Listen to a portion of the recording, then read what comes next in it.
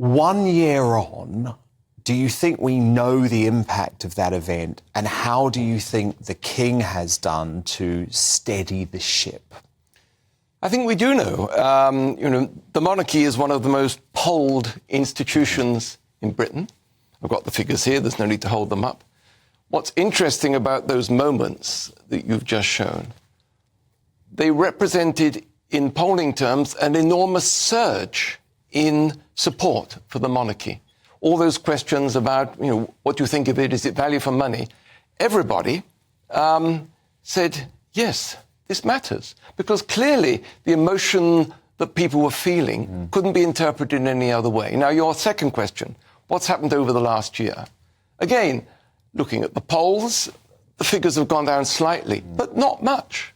65% of people in a poll, I think, coming out tonight or tomorrow, say, this is an average of Britain, say that they favour the monarchy. Now, politicians would bite your hand off for 65% approval. Of course, young people, and I think rather healthily, young people have a question mark. They're not sure if this is the best system. 1,000-year-old institution that's essentially a matter of inheritance. And some people, Robert, say that is in part because they're watching your show. They're watching The Crown and they're thinking and learning for the first time, oh, maybe that Charles bloke wasn't very nice to that Diana lady. However, for me, it actually changed on the night that the King gave his televised address to the nation. I'd been critical of Charles. He was being wading into politics. Even a few weeks before the Queen's death, he was commenting on the Rwanda plan, for example. That felt highly inappropriate to me. But something changed that night with that address to the country. Do you agree? I agree. Firstly, The Crown is not my show. I am just the historical advisor, and many people argue with credit for it. Many people argue with the history, but it's a great show, by the way. Thank you. But the point you're making, we saw that difference that night. We saw feeling in what Prince Charles, the new king, said. Now, that feeling was something the Queen drained from her public appearances. It was her nature. She was a shy person, and her interpretation of a neutral monarchy was to step back. What's been very interesting about King Charles is the way in which he has, within the moderate limits of the Constitution, injected feeling.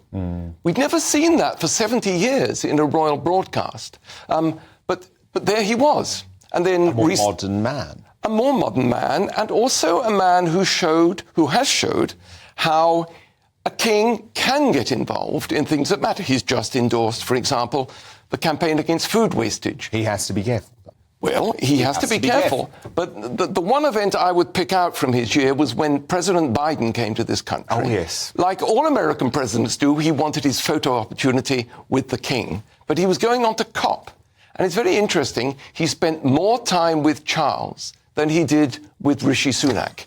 Now, I don't know if that's more of an indictment on Sunak, but there you go. The point I'm making is that he wanted more than the photo opportunity. Well, he wanted substance from the king, and he got it. Indeed. As you know, Robert, the main goal for the first year was to avoid a major scandal. There's been lots of landmines, right? Because you've got the Prince Andrew landmine. That story is not going away because Prince Andrew is determined to clear his name. Then you have the Harry and Meghan landmine. They're not going anywhere. But somehow Charles has navigated through the first year. He hasn't inflamed his younger son too much more. He's tried to keep his brother on side. And I actually think he's done a fairly good job at bringing a family together that, let's be honest, were very divided over the past few years of the late Queen's reign. I agree. When it comes to Harry, he was absolutely firm. The morning after Spare came out, he stopped his royal privileges on the royal housing estate. He said, right, that's it. And interestingly, Harry and Meghan accepted it. No more Frogmore Cottage. Booted him out. When it comes to Andrew, I thought it's very interesting the other day, the way we saw Andrew in a car with William. Very. That wasn't just coincidence. That was flying what's the expression? Not flying a flag. Yeah. Trying it out. He couldn't possibly go in a car with Charles. But this was to see how the public would react. They did not react well. it's quite clear that Prince Andrew has not made the effort to redeem himself. I'm of an age where I remember a man called John Profumo, who spent 15 years in obscurity in the East End of London working to redeem what he'd done, and only then did he come back in public. Prince Andrew has made not the slightest attempt to apologise. He's paid off his accuser. I think he is finished, and I think Prince Charles is... Sorry, there you are, you see. Yeah, even a year on. Even a year on. 70 years. We've seen a king who is much more decisive than we feel, and I would agree with you. I prefer King Charles III to Prince Charles. Oh, big time. Big time. Absolutely. Robert Lacey, biographer of the late Queen, historical advisor to the Crown. Thank you so much.